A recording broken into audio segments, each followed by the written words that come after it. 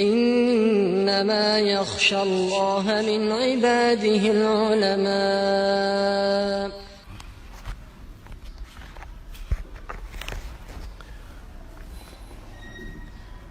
إن الحمد لله نحمده ونستعينه ونستغفره ونعوذ بالله من شرور أنفسنا ومن سيئات أعمالنا من يهده الله فلا مضل له ومن يضلل فلا هادي له وأشهد أن لا إله إلا الله وحده لا شريك له وأشهد أن محمدا عبده ورسوله صلى الله عليه وسلم. يا أيها الذين آمنوا اتقوا الله حق تقاته ولا تموتن إلا وأنتم مسلمون. يا أيها الناس اتقوا ربكم الذي خلقكم من نفس واحدة وخلق منها زوجها وبث منهما رجالا كثيرا ونساء واتقوا الله الذي تساءلون به والأرحام إن الله كان عليكم رقيبا. يا أيها الذين آمنوا اتقوا الله وقولوا قولا سديدا يصلح لكم أعمالكم ويغفر لكم ذنوبكم ومن يطع الله ورسوله فقد فاز فوزا عظيما. أما بعد. Certes, Allah subhanahu wa ta'ala a préféré et a fait prévaloir certaines choses sur d'autres. En effet, il a préféré le prophète sallallahu alayhi wa sallam sur les autres prophètes. Et il a préféré la communauté de Mohammed sallallahu alayhi wa sallam, la communauté musulmane, sur les autres communautés. Et il a également préféré le mois de Ramadan sur les autres mois. Et il a préféré le jour du Jumu'ah sur les autres jours. Et il a préféré Mecca sur les autres endroits. Et il a également fait prévaloir certaines œuvres sur d'autres. Et parmi les œuvres les plus méritoires et les plus aimées d'Allah subhanahu wa ta'ala, il y a l'étude de la science. Et sache premièrement que l'étude de la science est obligatoire pour chaque musulman et chaque musulmane. عن أنس رضي الله عنه قال قال رسول الله صلى الله عليه وسلم طلب العلم فريضة على كل مسلم. D'après Anas, le messager d'Allah sallallahu alayhi wa sallam a dit: apprendre la science est une obligation pour chaque musulman. Et est-ce que cela veut dire qu'il est obligatoire pour chacun d'entre nous de devenir un savant ou de devenir un étudiant en sciences? Et ce n'est pas le sens voulu par le prophète sallallahu alayhi wa sallam. Car l'obligation en islam, comme on le sait, se divise en deux: fardu ayn et fardu kifaya. Fardu ayn, c'est l'obligation individuelle, celle qui est obligatoire pour chaque musulman, comme par exemple les prières quotidiennes, ou bien le jeûne du mois de Ramadan, ou bien le hajj. Et fardu kifaya, c'est l'obligation collective, celle qu'il incombe pour toute la communauté. Et si une partie s'en charge, si une partie de la communauté s'en charge, alors l'autre partie en est déchargée. Comme par exemple, salatul janaza, la prière funéraire, elle n'est pas obligatoire pour tout le monde. Si une partie de la communauté prie sur ce mort, alors l'autre partie en est déchargée. Mais si toute la communauté ne remplit pas cette obligation, alors toute la communauté est pécheuse. Et en ce qui concerne la science, le musulman, il a pour obligation d'apprendre ce dont il a besoin pour pouvoir adorer Allah subhanahu wa ta'ala au quotidien. Comme par exemple, comment faire la prière. Comme par exemple, comment accomplir la prière, comment jeûner. Ça, c'est une obligation pour chaque musulman de savoir cela. Pourquoi ? Car il en a besoin pour pouvoir adorer son Seigneur et pouvoir pratiquer sa religion de tous les jours. Donc le musulman, à chaque fois qu'il s'apprête à faire un acte d'adoration ou à faire un acte où Allah Azza wa Jal a mis des règles, il se doit au préalable d'apprendre les règles qui sont en lien avec ce dont il s'apprête à faire. Et celui qui veut se marier, il lui incombe au préalable d'apprendre les règles du mariage. Quels sont les droits de l'époux et quels sont les droits de l'épouse. Et également celui par exemple qui veut se lancer dans le commerce, il lui incombe, avant de commencer son commerce, d'apprendre les lois ou bien les règles du commerce. Et ainsi de suite. Pour qu'il puisse savoir qu'est-ce qui est licite et qu'est-ce qui est illicite. Et ça, c'est ce qu'on appelle fardu ayn, l'obligation qui est obligatoire pour chaque musulman. Et en réalité, c'est une chose qui est logique. Car, comme on le sait, la science précède les actes et les paroles. La science précède les actes ainsi que les paroles. Comme Allah Azza wa Jalla dit dans le Coran, fa'lam annahu la ilaha illallah wastaghfir li dhanbik. Et sache qu'en vérité, il n'y a pas de divinité digne d'adoration si ce n'est Allah, et implore le pardon pour ton péché. Par quoi est-ce qu'Allah Azza wa Jalla il a commencé? Il a commencé par fa'lam, sache. Et ensuite, implore le pardon pour ton péché. Donc là, on a l'acte. Là, on a l'acte. Mais en premier, qu'est-ce qu'il a dit? Fa'lam, sache. Donc le savoir, il précède les actes ainsi que les paroles. Et comme on l'a dit, c'est quelque chose de logique en réalité. Comment est-ce qu'une personne, elle pourrait commencer par les œuvres avant même d'avoir su? Yani, est-ce qu'une personne qui a pour projet, مثلا, de devenir médecin ou chirurgien, elle va commencer d'abord par opérer les gens, puis ensuite apprendre? Là, elle va d'abord apprendre, puis ensuite pratiquer. Et cela dans toute chose. Dans toute chose, la science précède les actes ainsi que les paroles. Donc tu te dois de savoir au préalable et ensuite d'appliquer. Une fois que tu as su, c'est là que tu appliques. Et quant à certaines sciences, elles ne sont pas obligatoires pour tout le monde. Comme par exemple la science du hadith. Mustalah al-hadith, c'est pas obligatoire pour chaque musulman. Ou bien les usul al-fiqh, ce n'est pas obligatoire pour chaque musulman. Donc dans la science, il y a une partie qui est obligatoire pour chaque musulman, une partie qui n'est pas obligatoire pour chaque musulman. Mais si une partie de la communauté s'en charge, alors l'autre en est déchargé.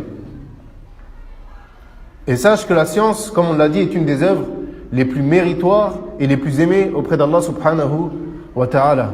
قال الإمام أحمد رحمه الله الناس محتاجون إلى العلم أكثر من حاجتهم إلى الطعام والشراب لأن الطعام والشراب يحتاج إليه في اليوم مرة أو مرتين والعلم يحتاج إليه بعدد الأنفاس. Il dit l'imam Ahmed rahimahullah, les gens ont plus besoin de la science que de manger et de boire, car on a besoin de nourriture et de boissons une fois ou deux par jour, tandis que la science on en a besoin à chaque respiration. Car comme on l'a dit, à chaque fois que tu fais quelque chose, que ce soit dans le mariage, dans le commerce, lorsque tu rentres aux toilettes, lorsque tu t'apprêtes à dormir, il y a une science dans tout ça. Il y a des invocations liées à ces choses-là. Donc il y a une science. Et cette science-là, tu en as besoin au quotidien, à chaque instant et à chaque moment. وكذلك يقول الإمام أحمد رحمه الله تعالى العلم لا يعدله شيء لمن صحت نيته. Il dit, l'étude de la science n'a pas d'équivalent pour celui qui est sincère dans son intention. وقال الشافعي رحمه الله طلب العلم أفضل من صلاة النافلة. Il dit l'imam al-Shafi'i رحمه الله تعالى l'étude de la science est meilleure que les prières surérogatoires. وقال أيضا الشافعي رحمه الله تعالى ليس بعد أداء الفرائض شيء أفضل من طلب العلم. قيل له ولا الجهاد في سبيل الله قال ولا الجهاد في سبيل الله عز وجل. L'imam al-Shafi'i rahimahullah il dit il n'y a pas une œuvre après l'accomplissement des obligations qui soit meilleure que l'étude de la science. Et on lui a dit pas même le jihad fi sabilillah, et il a dit pas même le jihad fi sabilillah. Et sache qu'en réalité, la da'wah, la transmission de la science est un djihad. Mais comme l'imam Ibn al-Qayyim, rahimallah, il dit, le djihad se divise en deux. Jihad al-bayan wa jihad bis-sayf. Al-jihad bil-bayan wal-adillah wal-jihad bis-sayf. Le djihad, yani le combat dans le sentier d'Allah par les preuves. Et le combat dans le sentier d'Allah par les armes. Et comme il dit l'imam Ibn al-Qayyim rahimahullah ta'ala, le djihad par la science, par les preuves, est meilleur que le djihad par les armes. Pourquoi? Parce que le djihad par les preuves, si tu as le dessus sur ton adversaire, ou bien le djihad par les armes, si tu as le dessus sur ton adversaire, qu'est-ce qui va se passer? Tu vas le tuer. Et si tu es dans le djihad fi sabilillah, arme contre arme, épée contre épée, et si c'est toi qui gagne, qu'est-ce qui va se passer? Et ton adversaire, tu le tues. Mais le djihad par l'épreuve, si tu bats ton adversaire, en réalité tu l'as fait revivre, tu l'as fait sortir des ténèbres vers la lumière, tu l'as fait sortir du faux vers la vérité. Probablement tu l'as fait sortir du shirk pour aller sur le tawhid, tu l'as fait sortir de la bid'a pour aller vers la sunna. Donc en réalité tu l'as fait revivre et tu l'as sauvé en réalité. Car tu as sauvé son au-delà, car probablement il était fi dunya dans un égarement. Et parmi les mérites de la science, le fait qu'Allah Azza wa Jal il a joint entre son attestation, l'attestation des ulama et l'attestation des anges. Comme il dit subhanahu wa ta'ala, شهد الله أنه لا إله إلا الله أو شهد الله أنه لا إله إلا هو والملائكة وأولو العلم قائما بالقسط لا إله إلا هو العزيز الحكيم. Allah atteste, ainsi que les anges et les gens de science, qu'il n'y a point de divinité à part lui, le mainteneur, ou bien il n'y a point de divinité à part lui digne d'adoration, le mainteneur de la justice, point de divinité digne d'adoration à part lui, le puissant, le sage. Donc Allah Azza wa Jalla, il a cité les gens de science avec lui-même et avec les anges. Et quel mérite que celui-ci, que ton nom soit cité avec le nom d'Allah Azza wa Jalla et le nom des anges. Également parmi les mérites de la science, le fait qu'Allah Azza wa Jalla a décrit les savants comme étant ceux qui le craignent. Comme il dit subhanahu wa ta'ala, innama yakhsha Allah min ibadihi al-ulama. Et certes, ou bien parmi ses serviteurs, seuls les savants craignent Allah. Et ceci est la réalité de la science. Ceci est la réalité de la science. La science, c'est pas de dire seulement Allah a dit, le prophète sallallahu alayhi wa sallam a dit, les savants ont dit. Mais la science, elle doit avoir un impact sur toi. Et la science doit te mener, premièrement, à la connaissance d'Allah subhanahu wa ta'ala. Et la connaissance d'Allah azza wa jal fera que ta crainte va augmenter. Plus tu vas connaître Allah azza wa jal, et plus ta crainte envers lui va augmenter. Et ça, c'est la réalité de la science. Plus tu connais Allah, et plus tu le crains. Également, parmi les bénéfices ou bien les mérites de la science, le fait que le rang des savants est élevé et plus élevé que celui des autres. Allah subhanahu wa ta'ala, il dit dans le Coran, قُلْ هَلْ يَسْتَوِي الَّذِينَ يَعْلَمُونَ وَالَّذِينَ لَا يَعْلَمُونَ. Dis, sont-ils égaux ceux qui ne savent pas? Ou bien, sont-ils égaux ceux qui savent et ceux qui ne savent pas? Et bien évidemment que non. Ne sont pas égaux ceux qui savent et ceux qui ne savent pas. Il y a une différence entre eux. Également, Allah subhanahu wa ta'ala dit, يَرْفَعِ اللَّهُ الَّذِينَ آمَنُوا مِنْكُمْ وَالَّذِينَ أُوتُوا الْعِلْمَ دَرَجَاتٍ. Il dit, Allah élèvera en degrés ceux d'entre vous qui auront cru et ceux qui auront reçu le savoir. Donc Allah Azza wa Jalla a élevé en rang les gens de science comparés aux autres. Et également, le prophète sallallahu alayhi wa sallam, il dit, وَإِنَّ فَضْلَ الْعَالِمِ عَلَى الْعَابِدِ كَفَضْلِ الْقَمَرِ لَيْلَةَ الْبَدْرِ عَلَى سَائِرِ الْكَوَاكِبِ. Le mérite du savant sur l'adorateur est similaire au mérite de la lune sur le reste des étoiles. Le mérite du savant sur l'adorateur, celui qui adore Allah Azza wa Jal mais qui n'a pas cette science-là, eh bien le mérite du savant sur celui-ci, il est similaire au mérite de la lune sur le reste des étoiles. Et quand tu regardes le ciel et que la lune est pleine, quelle part a comme lumière les étoiles qui sont à côté de la lune? C'est comme si tu ne les voyais même pas. Tu vois seulement quoi? La pleine lune. وقال عمر بن الخطاب رضي الله عنه موت ألف عابد قائم الليل صائم النهار أهون من موت العاقل الباصر بحلال الله وحرامه. Il dit, Omar ibn al-Khattab radiallahu anhu, le mort de 1000 adorateurs qui priaient la nuit et jeûnaient le jour est moins grave que la mort d'un savant connaisseur de ce qu'Allah a rendu halal et de ce qu'Allah a rendu haram. La mort d'un savant qui connaissait le halal et le haram est pire que la mort de 1000 adorateurs. Et cela s'explique par le fait que l'adorateur, il est profitable à lui-même. Celui qui adore Allah Azza wa Jal, il est profitable à qui? À lui-même. Car ce qu'il fait lui est profitable à lui. Il adore Allah Azza wa Jal, il remplit ses bonnes actions, il remplit sa balance de bonnes actions. Tandis que le savant, il est une lumière pour le reste de la communauté. Allah Azza wa Jal, il guide les gens par son biais à la droiture. Il les conseille, il conseille la communauté dans le bien. Donc le profit, il est pour qui? Il est pour les gens. Il est profitable à lui et aux gens. Tandis que l'adorateur, il est profitable à qui? À lui-même. Et pour illustrer cela, il y a le célèbre récit très connu, le hadith de cet homme qui faisait partie des enfants d'Israël, qui avait tué 99 personnes. Et au moment où il a voulu se repentir, on l'orienta vers un adorateur pour qu'il aille le voir. Il est donc allé le voir et il lui a demandé est-ce qu'il pouvait se repentir, est-ce qu'il y a un repentir pour moi? L'adorateur, il lui a dit non, il n'y a pas de repentir pour toi. Tu as tué 99 personnes. Donc qu'est-ce qu'il a fait? Il l'a tué. Et il a complété 100. Puis ensuite, il s'est rendu vers un savant. Et il lui a demandé, est-ce qu'il y a un repentir? Et le savant lui expliqua qu'il n'y a rien qui lui empêche de se repentir. Rien ne l'empêche de se repentir, car on sait qu'Allah Azza wa Jal pardonne tous les péchés, en dehors du shirk pour celui qui meurt dessus. Donc le savant, qu'est-ce qu'il a fait? Il lui a conseillé d'émigrer vers une terre où là-bas les gens adoraient Allah subhanahu wa ta'ala. Et ceci nous éclaire la place du savant et la place de l'ignorant. Car il se peut qu'une personne, elle soit une adoratrice d'Allah Azza wa Jal, mais qu'elle n'ait pas de science. Il y a une personne, combien de personnes prient beaucoup, prient la nuit, jeûnent le jour, font beaucoup d'actes d'adoration, mais n'ont aucune science. Ils adorent Allah Azza wa Jal sans science.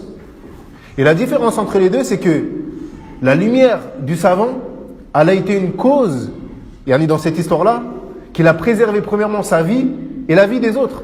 Car il a dit, oui, il y a un repentir et émigre vers cette terre où il y a des adorateurs. Pour que tu sois dans une terre propice à l'adoration d'Allah Azza wa Jal et que tu délaisses les péchés.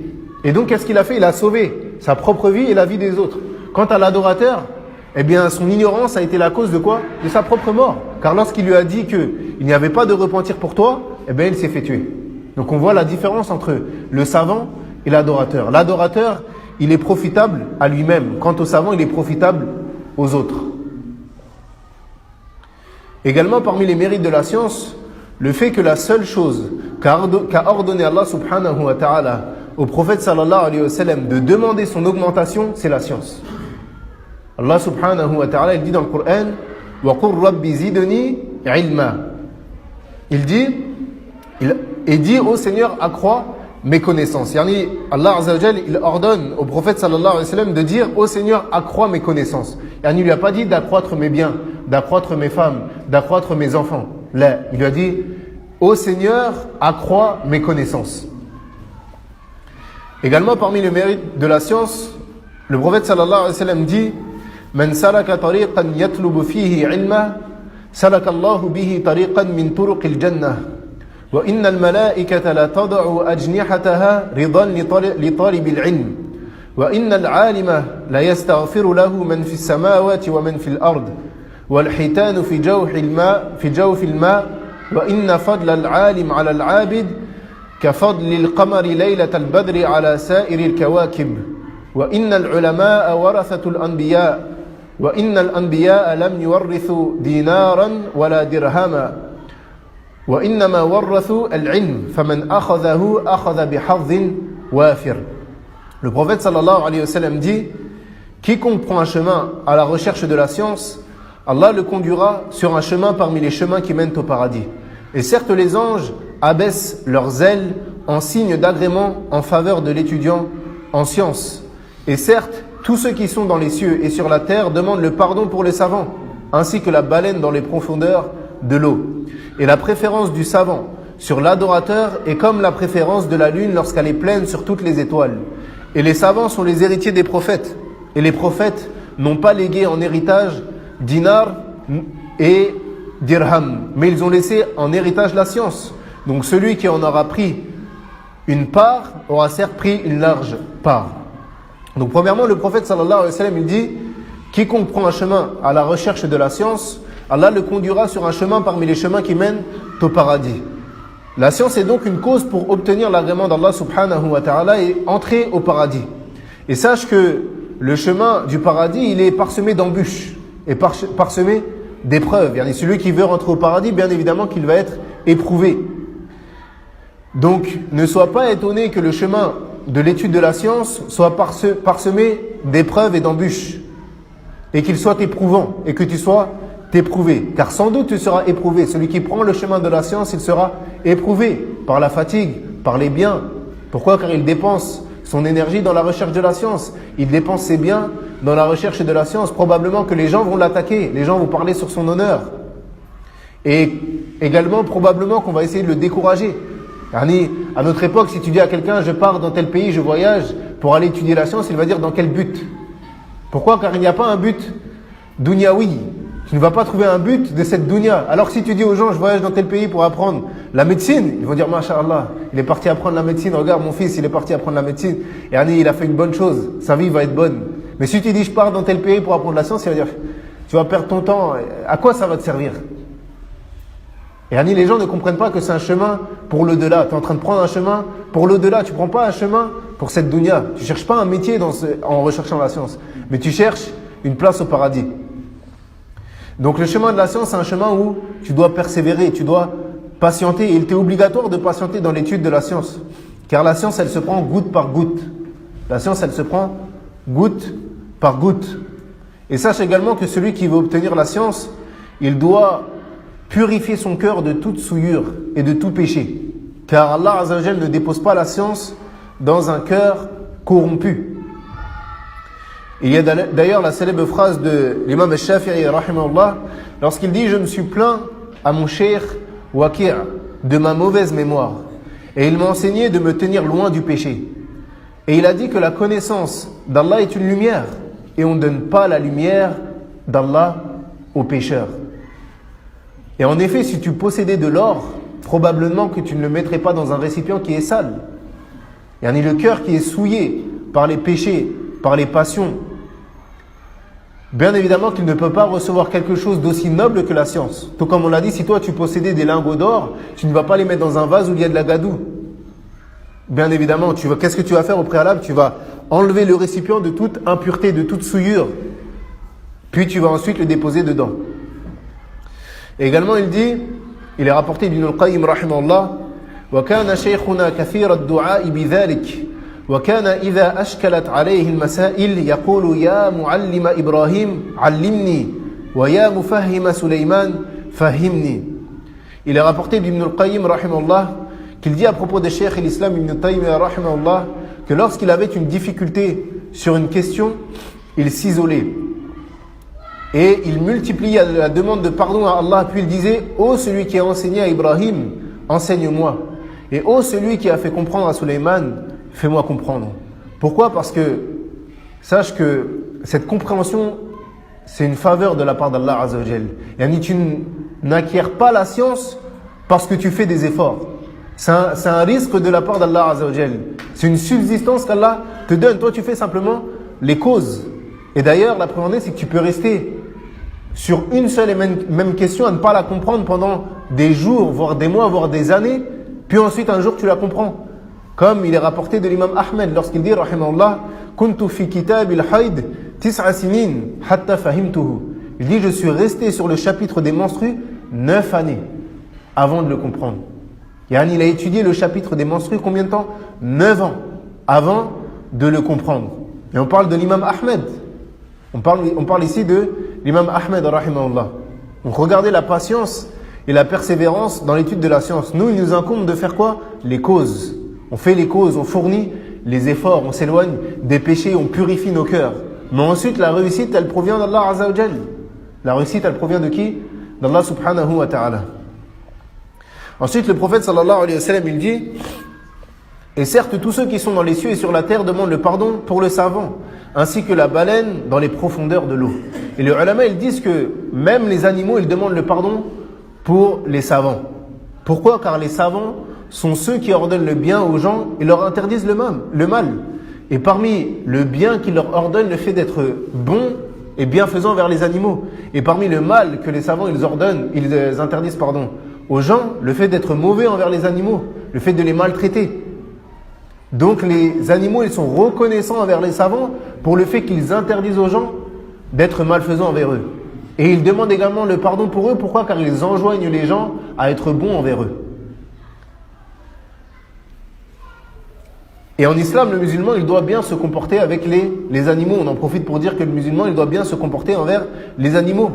Car son bon comportement va être récompensé par Allah Azza wa Jal, tandis que son mauvais comportement peut être une cause pour l'emmener en enfer, pour le ramener en enfer. عن عبد الله بن عمرو أو عن عبد الله بن عمر رضي الله عنهما أن رسول الله صلى الله عليه وسلم قال عذبت امرأة في حرة سجنتها حتى ماتت فدخلت فيها النار. Le prophète sallallahu alayhi wa sallam, il dit d'après Abdullah ibn Umar radiallahu anhuma, une femme a été châtiée pour avoir emprisonné une chatte jusqu'à ce qu'elle meure. Pour cela, elle est entrée en enfer. Et quelle a été la cause de son entrée en enfer? Le fait qu'elle ait emprisonné un animal, une chatte, et elle l'a privé de manger et de boire. Et ça a été la cause du fait qu'elle rentre en enfer. Et à l'inverse, عن أبي هريرة رضي الله عنه قال قال النبي صلى الله عليه وسلم بينما كلب يطيف بركية كاد يقتله العطش إذ رأته بغي من بغايا بني إسرائيل فنزعت موقها فسقته فغفر لها به رواه مسلم. D'après Abu Huraira radiallahu anhu, le prophète sallallahu alayhi wa sallam a dit, tandis qu'un chien était sur le point de mourir de soif, tourné autour d'un puits, une prostituée, parmi les prostituées des enfants d'Israël qui l'avait vu, enleva sa chaussure et lui donna à boire. Cet acte lui valut d'être pardonné. Quelle a été la cause de son pardon? On parle ici d'une prostituée. On sait en islam la dangerosité et la gravité de la fornication. Une prostituée a été pardonnée pour son péché. Pourquoi? Car elle a abreuvé un chien qui avait soif. Donc le bon comportement envers les animaux est une cause de pardon d'Allah Azza wa Jal, tout comme le mauvais comportement envers les animaux est une cause pour entrer en enfer. Et là on parle ici des animaux. Qu'en est-il avec les êtres humains? Qu'en est-il avec nos frères et nos sœurs? Si le fait d'être bon envers les animaux est une cause pour être pardonné, qu'en est-il de la bienfaisance envers les êtres humains, envers ton frère Fiddin, envers ta sœur Fiddin? Qu'en est-il? Pour montrer le droit de nos frères et le droit de nos sœurs, à quel point c'est important les droits en islam. Et d'ailleurs, Yawm al-Qiyamah, Allah Azza wa Jal, il va ressusciter les animaux, comme le prophète sallallahu alayhi wa sallam l'a rapporté. Et il va donner son droit à chacun, à tel point qu'une bête cornue va prendre son droit sur une bête qu'une bête non cornue va prendre son droit sur une bête cornue. On parle ici d'animaux qui n'ont pas de raison. Ils ne raisonnent pas, ils ne savent pas dissocier le bien du mal. Mais Allah Azza wa Jal, il va permettre à cet animal non cornu de rendre le coup qu'elle a pris par cet animal cornu. On parle ici d'animaux qui n'ont pas de raison. Qu'en est-il de l'être humain? Toi qui avais une raison et qui a pris le droit de ton frère ou qui a pris le droit de ta sœur, qu'en est-il de toi? Parce que les animaux, ils vont être rendus poussière. Et Allah Azza wa Jal, il va juger entre eux. Chacun va pouvoir reprendre son droit, mais ensuite ils vont être poussière. Ce qui n'est pas le cas pour nous. Nous, on va donner ce droit-là. Comme c'est venu dans le hadith du Muflis, le grand perdant. Le prophète sallallahu alayhi wa sallam, il a dit la pire personne qui va venir à Al-Qiyamah, c'est El Muflis, le grand perdant. Et les Sahaba radiallahu anhum, ils ont dit qui est le Muflis? Il a dit c'est un homme parmi nous qui prie, qui jeûne, qui parle la même langue que nous. Et il va arriver Yawm al-Qiyamah avec des prières, des jeûnes, des sadaqat, plein de bonnes actions. Mais il a insulté un tel, il a volé un tel, il a parlé sur un tel, il a calomnié un tel. Donc qu'est-ce qui va se passer? Toutes ces bonnes actions, il va les donner aux gens. Jusqu'à ce qu'il va arriver qu'il n'ait plus de bonnes actions. Mais il a encore des dettes. Il n'a plus de bonnes actions, il ne peut plus rembourser. Mais il a encore des dettes. Qu'est-ce qui va se passer? Les gens, ils vont décharger sur eux leurs péchés. Donc pour prendre le droit, lui, il va prendre les péchés des autres. Et c'est lui le grand perdant. Également, le prophète sallallahu alayhi wa sallam, il dit dans ce hadith, et les savants sont les héritiers des prophètes. Et les prophètes n'ont pas légué en héritage un dinar ou un dirham, mais ils ont laissé en héritage la science. Donc celui qui en aura pris aura certes pris une large part. Donc la science, c'est l'héritage des prophètes. Ils n'ont laissé ni or ni argent à leur communauté, mais plutôt ils ont laissé la science bénéfique. Donc celui qui apprend cette science, même à notre époque, il aura pris une part de cet héritage. Et en islam, qui bénéficie de l'héritage? Ce sont les proches. Lorsqu'une personne meurt, qui bénéficie de l'héritage? Ce sont les proches. Donc si tu prends une part de la science, c'est l'héritage des prophètes, il y a une proximité avec les prophètes et les messagers. Et ceci est le meilleur héritage que tu puisses obtenir. Meilleur que l'argent, meilleur que les voitures, meilleur que les maisons, et meilleur que tous les biens de ce bas monde. Également parmi les mérites de la science, le fait que la science est une cause pour continuer de gagner des bonnes œuvres après la mort. قال رسول الله صلى الله عليه وسلم إذا مات العبد انقطع عمله إلا من ثلاث صدقة جارية وعلم ينتفع به وولد صالح يدعو له رواه مسلم. Le prophète sallallahu alayhi wa sallam, il dit lorsque le serviteur meurt, ses œuvres s'interrompent, à l'exception de 3 œuvres. Une aumône continue, une science qui est profitable et un enfant pieux qui invoque pour lui. Donc même après ta mort, la science est une cause, pourquoi? Pour continuer à avoir des bonnes actions. Si tu as appris à lire l'arabe à une personne, chaque fois qu'elle lit, tu as la même récompense que lui. Si tu as appris à prier une personne, Chaque fois qu'elle prie, tu es récompensé pour sa prière. Alors qu'il se peut que tu es en train de dormir. Et on voit ici le bénéfice de la science. Les bonnes actions que tu peux récolter grâce à la science. Imaginez une personne qui a enseigné à des milliers de personnes comment prier. Il se peut que cette personne elle est en train de dormir et ce compteur de hasanat il fait qu'augmenter. Mais il se peut qu'il est aux toilettes. Il se peut qu'il soit aux toilettes et son compteur de bonnes actions il continue d'augmenter. Et également parmi les mérites de la science, le fait que celui qu'Allah Azza wa Jal fait cheminer sur le chemin de la science est un indicateur qu'Allah veut son bien. Comme le prophète sallallahu alayhi wa sallam il dit عن معاوية رضي الله عنه قال رسول الله صلى الله عليه وسلم من يريد الله به خيرا يفقهه في الدين. D'après Muawiyah radiallahu anhu, le prophète sallallahu alayhi wa sallam a dit celui à qui Allah veut du bien, il l'instruit dans la religion. Et à l'inverse, celui à qui Allah Azza wa Jal ne veut pas du bien, il ne lui fait pas comprendre sa religion. Donc c'est un honneur pour le musulman qu'Allah Azza wa Jal le guide sur le chemin de la science, sur le chemin des études. C'est un honneur, une grâce et une faveur de la part d'Allah Azza wa Jal que de te mettre sur le chemin de la science. Et la science voulue dans les textes qu'on parle depuis tout à l'heure, c'est la science légiférée, celle qui est la clé de la joie fid dunya wa fil akhirah. Et la science, elle te permet de différencier entre le halal et le haram. Elle te permet de différencier entre le vrai et le faux. Elle te permet de différencier entre le bien et le mal, entre le shirk et le tawhid, entre la bid'a et la sunnah. Et d'ailleurs, c'est pour cela que le prophète sallallahu alayhi wa sallam, il a enjoint à Mu'adh ibn Jabal radiallahu anhu de dire après chaque prière Allahumma inni as'aluka ilman nafi'a wa rizqan tayyiba wa amala mutaqabbala. Le prophète sallallahu alayhi wa sallam, il a enjoint à Mu'adh ibn Jabal radiallahu anhu de dire après chaque prière Ô Allah, je te demande de m'accorder un savoir utile, une subsistance licite et des œuvres que tu agrées. Pourquoi le prophète sallallahu alayhi wa sallam, il a fait devancer le savoir sur la bonne subsistance et sur la bonne œuvre? Pourquoi est-ce que le prophète alayhi wa sallam, il a commencé par dire dans cette dua, je te demande de m'accorder une science utile en premier, et ensuite une bonne subsistance, et ensuite une œuvre agréée? Tout simplement parce que ce qui va te faire déterminer si cette subsistance est bonne ou mauvaise, c'est la science. Comment est-ce que tu peux savoir que ta manière de gagner ta subsistance est halal ou bien haram? Tout simplement avec la science. Tu sais que cette chose-là est licite, vendre telle chose est licite ou vendre telle chose est illicite. Également l'œuvre acceptée de la part d'Allah Azza wa Jal. Comment est-ce que tu sais que l'œuvre que tu as fait est acceptée par Allah Azza wa Jal? Par la science. Donc la science, comme on l'a dit tout à l'heure, dans la parole de l'imam Shafi'i rahimahullah, on en a besoin à chaque respiration. On en a besoin à chaque respiration. Donc, la science est la clé de tout bien. Quant à l'ignorance, c'est la clé de tout mal. Et comme Ibn al-Qayyim il dit, l'ignorance conduit à l'égarement. Sache que lorsque tu ignores, tu vas finir par t'égarer. Ce qui t'égare, c'est quoi? L'ignorance. Car tu ne sais pas. Et on a un exemple dernier dans ce pays. Qu'est-ce qui égare les gens? L'ignorance. Pourtant, on a parlé d'adorateurs. Les gens adorent Allah subhanahu wa ta'ala. Mais quelle est la manière? Est-ce qu'ils l'adorent de manière légiférée?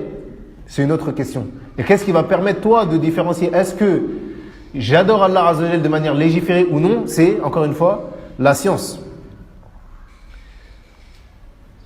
Et le savoir dans l'œuvre, c'est le fait que, comme on le sait, pour qu'une œuvre soit acceptée de la part d'Allah Azza wa Jal, il faut deux conditions. Al-ikhlas wal-mutaba'a. Pour qu'Allah Azza wa Jal accepte une œuvre de la part de son serviteur, il doit venir avec deux conditions. La première, al-ikhlas, la sincérité. Il doit venir avec la sincérité, le fait qu'il ne veuille par cet acte-là que l'agrément de son Seigneur subhanahu wa ta'ala. Et la deuxième condition pour qu'Allah Azza wa Jal accepte cette œuvre-là, c'est al-mutaba'a, le suivi méticuleux du prophète sallallahu alayhi wa sallam, que tu adores Allah Azza wa Jal à la manière du prophète sallallahu alayhi wa sallam. Si une de ces deux conditions vient à manquer, alors Allah Azza wa Jal rejette cet acte. Donc celui qui adore, bien celui qui fait un acte d'adoration pour autre qu'Allah Azza wa Jal, son acte est rejeté. Et celui qui innove, bien celui qui adore Allah Azza wa Jal d'une manière que le prophète sallallahu alayhi wa sallam n'a pas légiféré, yani qui innove, qui vient avec une nouvelle manière d'adorer, Allah Azza wa Jal, il rejette son acte. Et après avoir cité certains mérites de la science, quelle est l'intention de l'étudiant en sciences? C'est quoi son objectif? Pourquoi est-ce qu'il apprend la science? C'est une chose très importante de savoir pourquoi est-ce que tu apprends la science. Quel est ton objectif? Quelle est ton intention dans cela? Premièrement, la personne, lorsqu'elle recherche la science, elle le fait pour ôter sa propre ignorance. Tu le fais premièrement pour toi, pour ôter ton ignorance à toi, pour pouvoir adorer Allah Azza wa Jal avec science. Deuxièmement, pour ôter l'ignorance de tes proches. Pour ôter l'ignorance de tes proches. Et troisièmement, pour ôter l'ignorance de la communauté. Donc la première personne à qui profite la science, c'est à lui-même. Ensuite, à ses proches. Et ensuite, à la communauté de manière plus générale. Donc, comme on l'a dit, la science, premièrement, elle doit être bénéfique à toi. Et une chose importante, prends garde à ne pas mettre en pratique ce que tu sais. Prends garde à acquérir de la science et à ne pas mettre en pratique ce que tu sais. Prends garde à augmenter ton savoir et à ne pas augmenter tes œuvres. Car sache que ce que tu apprends est une preuve pour toi ou contre toi, Yawm al-Qiyamah. Ce que tu apprends, c'est une preuve pour toi ou bien contre toi, Yawm al-Qiyamah. Il se peut que ta science soit une preuve contre toi, Yawm al-Qiyamah. قال أبو الدرداء رضي الله عنه ويل للذي لا يعلم وويل للذي يعلم ولا يعمل 7 مرات. Il dit, Abu Darda radiallahu anhu, que périsse celui qui ne sait pas et que périsse 7 fois celui qui sait mais qui n'œuvre pas. C'est pire. Pourquoi? Parce que l'ignorant, on espère pour lui qu'il va arriver Yawm al-Qiyamah et que Allah va lui pardonner par son excuse de l'ignorance. Lorsque tu es ignorant, tu ne savais pas. On sait qu'Allah Azza wa Jal, de par sa grande miséricorde, il pardonne par ignorance. Celui qui ne sait pas et qui fait un acte dont il ne savait pas, comme on le sait, Allah lui pardonne. Mais celui qui sait, avec quelle excuse il va arriver Yawm al-Qiyamah? Il a plus cette excuse de l'ignorance. Tu as su. Tu ne peux plus venir Yawm al-Qiyamah et dire je ne savais pas. Khalas, tu as su. La seule excuse que tu pouvais avoir, c'était l'ignorance. Toi, tu as ôté cette ignorance-là, mais tu n'as pas œuvré. Et à plus forte raison, prends garde à ordonner le bien et à interdire le mal aux autres en oubliant ta propre personne. Prends garde à ordonner le bien aux autres et à interdire le mal en oubliant ta propre personne, en t'oubliant toi-même. Et ça, c'est la preuve d'une raison faible. Comme Allah Azza wa Jalla dit dans le Coran, أَتَأْمُرُونَ النَّاسَ بِالْبِرِّ وَتَنْسَوْنَ أَنفُسَكُمْ وَتَتْلُونَ الْكِتَابَ أَفَلَا تَعْقِلُونَ. Il dit, commanderez-vous aux gens de faire le bien et vous oubliez vous-même de le faire.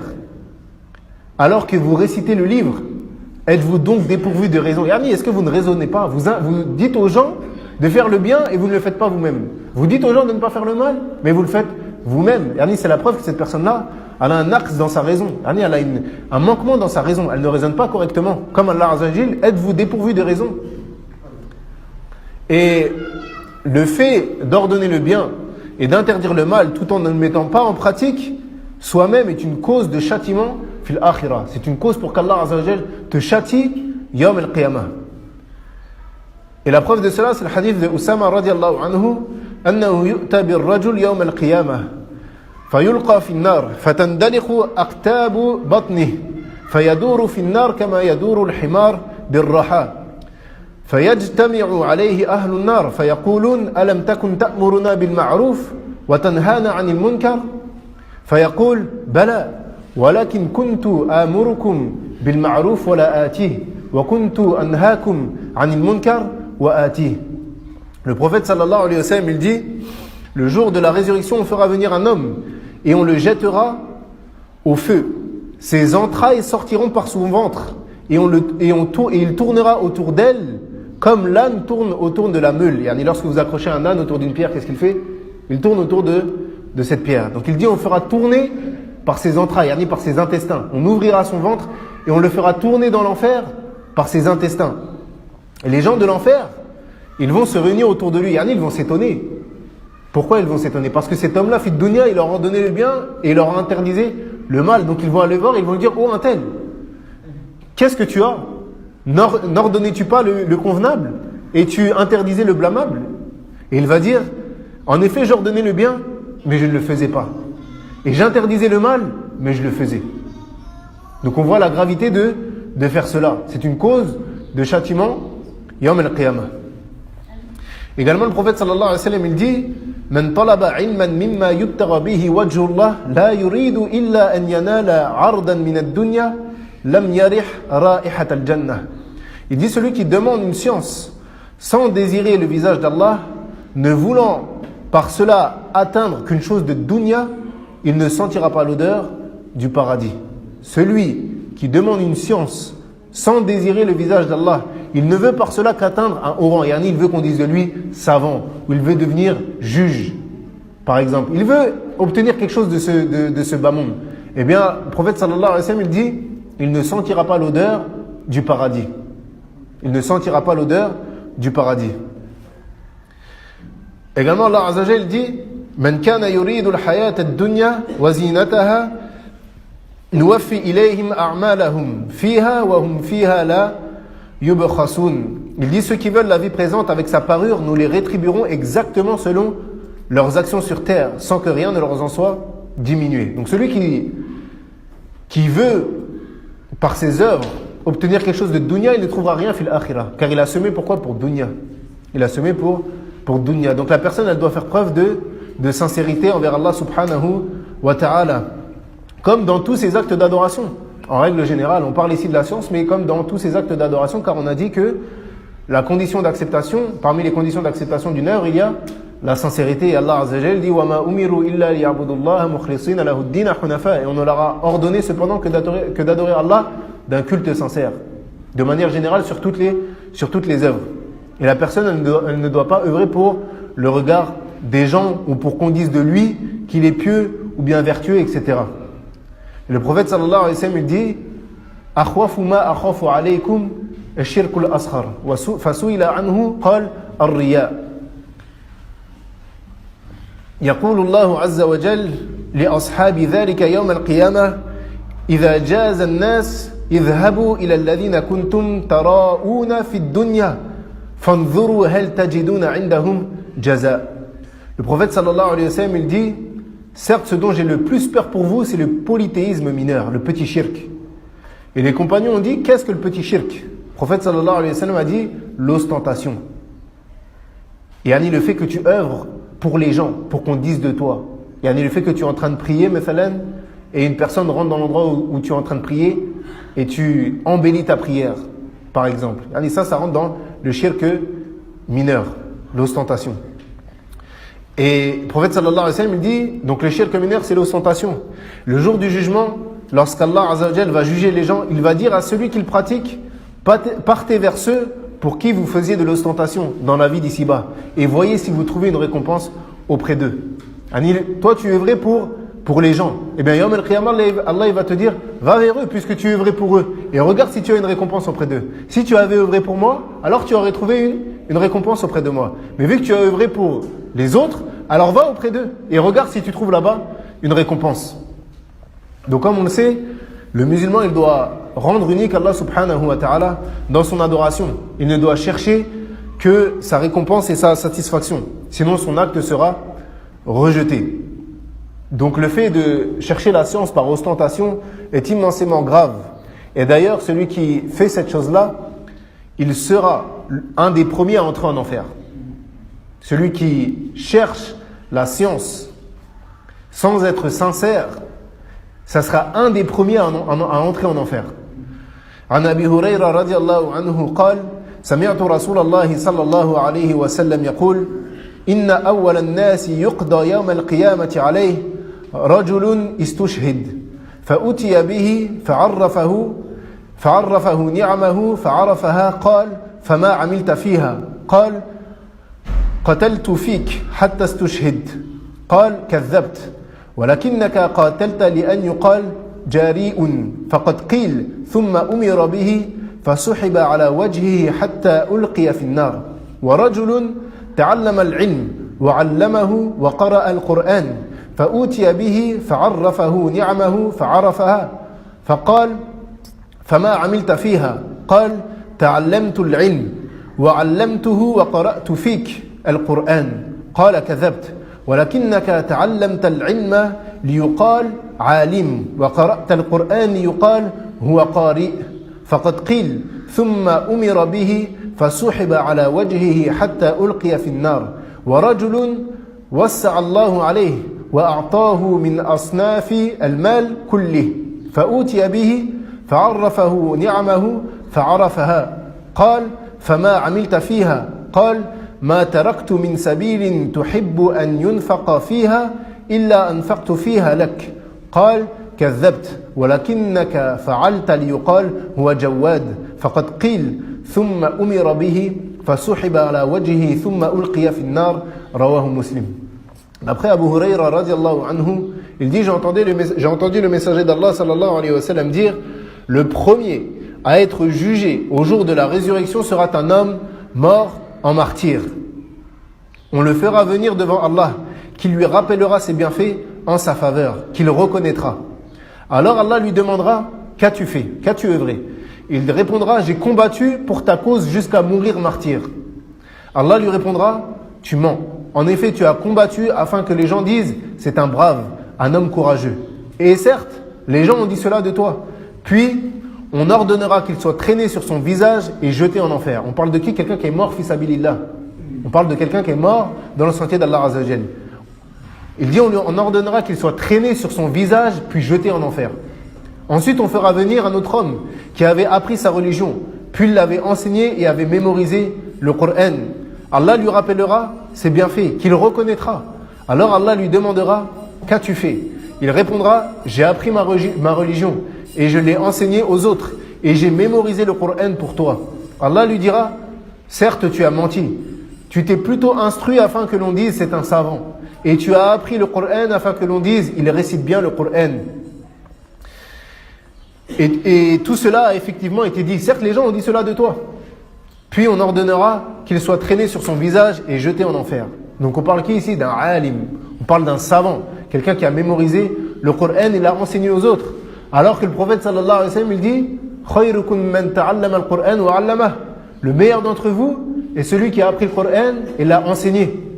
Et ici, un des premiers à être jeté en enfer, quelqu'un qui a mémorisé le Coran et qui l'a enseigné. Tout ça pourquoi? Pour son intention. Tout ça à cause de quoi? Son intention. Il n'a pas été sincère envers Allah Azza wa Jal. Et puis on fera venir un troisième homme qu'Allah avait favorisé en lui accordant toutes sortes de biens et de richesses. Allah lui rappellera ses bienfaits qu'il reconnaîtra. Alors Allah lui demandera qu'est-ce que tu as fait, qu'est-ce que tu as œuvré? Il répondra je n'ai négligé aucune voie dans lesquelles tu aimes que l'on dépense de ces biens sans y avoir dépensé de mes biens pour toi. Allah lui répondra certes tu as menti. Au contraire tu as dépensé ton argent afin que l'on dise de toi il est généreux. Et certes c'est ce qui a été dit. Puis on ordonnera qu'il soit traîné sur son visage et sera jeté en enfer. Donc les premiers à rentrer en enfer, c'est un homme qui est mort fi sabilillah. Un homme qui a donné sa vie dans le djihad. Un homme qui a mémorisé le Coran, a pris la science et l'a transmise aux autres. Et un homme qui a dépensé tous ses biens fi sabilillah. C'est eux, parmi les premiers, qui vont rentrer en enfer. Pourquoi? À cause de la mauvaise intention. Donc certes, comme on l'a dit tout à l'heure, talabul ilm faridatun ala kulli muslim. L'étude de la science est obligatoire pour chaque musulman et chaque musulmane. Mais tout en étant sincère. Donc je vous enjoins ainsi que ma propre personne à faire des efforts dans l'apprentissage de notre religion. Pourquoi? Pour nous-mêmes, premièrement, pour pouvoir adorer Allah Azza wa Jal avec science et avec clairvoyance. Puis également pour être profitable à nos proches, puis à être profitable à la communauté. Et plus particulièrement ici dans ce pays. Pourquoi? Car ce pays, j'en profite pour parler de ça, ce pays il a besoin de gens qui partent étudier la science. Ce pays il a besoin d'étudiants en sciences. Pourquoi? Car ce pays il est dirigé par l'ignorance. Malheureusement ce pays est dirigé par l'ignorance. Donc il y a besoin de gens qui apprennent et de gens qui enseignent. Et ne croyez pas qu'on n'a pas besoin, qu'une personne ne pense pas qu'on n'a pas besoin d'elle. Chacun il apporte à son niveau. Bien évidemment, c'est pas toute personne qui peut monter sur un minbar, qui peut donner des cours, etc. Mais par exemple, une personne elle peut juste apprendre l'alphabet. Et on sait que, mathalan, ici, un des problèmes, c'est la langue arabe. Beaucoup de gens sont dans l'égarement, pourquoi? Car ils n'ont pas la langue arabe. Celui qui apprend la langue arabe, il va délaisser certains égarements de lui-même. Il va lire le Coran, il va comprendre ce qu'il lit, il y a des choses qu'il va délaisser de lui-même. C'est pour ça que on les empêche de quoi? D'arriver à l'arabe. On leur dit non, restez ici. Voyagez pas dans les pays là-bas. Allez pas apprendre l'arabe, restez ici plutôt. Sachez lire, c'est bien. Sachez écrire, c'est bien. Mais comprenez pas, c'est nous, on va vous dire. C'est nous, on va vous dire ce que ça veut dire. Donc on les empêche d'apprendre l'arabe. Pourquoi? Parce que l'arabe, c'est la clé de la science. Celui qui veut comprendre son dîn, il est obligé de passer par l'arabe. Il est obligé de passer par quoi? Par l'arabe. Donc ne crois pas que tu n'es pas utile. Cheikh, pour l'anecdote, une fois Cheikh Raslan, on a mangé avec lui une fois, hafidhullah, et il nous a fait un rappel sur ça. Et il nous a dit, si tu passes à côté d'une maison qui est en feu, qu'est-ce que tu vas faire? Tu vas essayer de l'éteindre par tous les moyens, selon ce que tu peux. Et bien il a dit aujourd'hui, la communauté musulmane, c'est cette maison en feu. La communauté musulmane, elle est en feu aujourd'hui. Pourquoi? Parce que l'ignorance, le shirk, la bid'a sont répandus. Et bien il a dit c'est la même chose. Que chacun il essaye d'éteindre ce feu selon ce qu'il peut. Celui qui peut, ce qu'il voulait dire c'est que, c'est cet exemple qu'il a utilisé, il a dit, tu vas pas aller apprendre, tu vas pas aller passer un diplôme de pompier pour aller éteindre le feu. Si tu vois une maison en feu, tu vas pas dire, non, je vais d'abord aller apprendre comment est-ce qu'on éteint un feu chez les pompiers, et ensuite, là, il n'y a pas le temps. Il n'y a plus le temps. Et bien là, c'est la même chose. Chacun, il peut être utile à sa manière. Celui qui a de l'argent, il dépense, fisabilillah. Celui qui a, celui qui est fort dans l'informatique, il peut aider sur un site internet, comment dirais-je, améliorer la qualité des sons, toutes ces choses-là, chacun il est utile. Même Alif Batassa, tu es utile. Alif Batassa, sache que tu es utile. Et même si tu sais pas tout cela, mais même avec ta famille, tu es utile. Le fait que tu portes la sunna, pense pas que la da'wa c'est seulement des mots. Une grande partie de la da'wa, elle se fait comment? Par le adab. Une grande partie de la da'wa, elle se fait comment? Seulement par le adab. Les gens, ils apprennent de toi seulement par ton comportement et seulement parfois par ton apparence. Ils te voient, tu leur rappelles le dîn. Et en réalité, c'est comme ça qu'il doit être le musulman. Il doit être un rappel même sur lui-même. Tu n'as même pas besoin de parler. Quelqu'un, il te voit, il voit que tu portes la barbe. Il dit, c'est vrai, la barbe, c'est obligatoire. Et peut-être même, il va se sentir gêné. Peut-être même, il va te sentir gêné s'il a un peu de haya dans son cœur. Ou même, il y a des choses il va avoir honte de faire devant toi. Les gens qui consomment de l'alcool ou des drogues, ou même de la cigarette, parfois lorsqu'ils voient quelqu'un qui est accroché à son dîn, s'il a encore bien sûr de la pudeur dans son cœur, parce que certains ils ont plus de pudeur, ça ne le dérange pas de faire ces choses-là devant toi, mais s'il a encore un peu de pudeur, il fera jamais ça devant toi, il va faire attention à comment il parle, et toutes ces choses-là. Donc tu as un rappel en toi-même. Et le adab, les frères, c'est très important. Le adab avec la famille, c'est très important. Et la douceur. La douceur.